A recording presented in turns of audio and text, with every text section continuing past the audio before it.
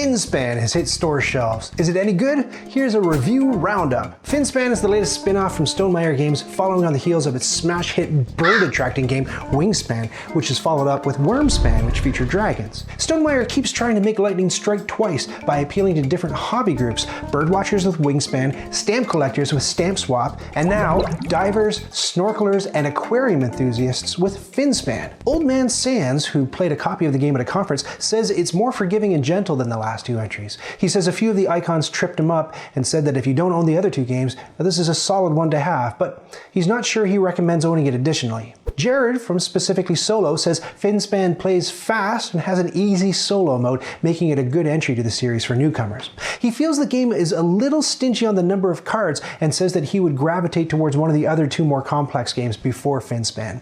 Jared rates Finspan a 7 out of 10. The discriminating gamer, Cody Carlson, who received a review copy, was surprised that Finspan was fun, but like Jared, he still prefers Wormspan out of the three. Cody also gives Finspan a 7 out of 10. Over on Board Game Ramblings, where they received a review copy, Sunniva wonders why Finspan even exists, calling it meh and giving it 4.55-ish out of 10. Johannes says he wasn't bored but came close to it, calling the downtime horrendous. He gives Finspan a 5 out of 10. Mackenzie and Jonathan at Terradice Games, who also received a review copy, say the math ain't mathin' on the cost of Wingspan with its beautiful wooden eggs versus the similarly priced Finspan, which has cardboard egg tokens that Mackenzie feels are too large and block important information on the cards, while the upgrade pack contains smaller, less obstructive eggs. Mackenzie feels that the extra cost of the upgrade pack fixes gameplay instead of being merely cosmetic, which should never happen.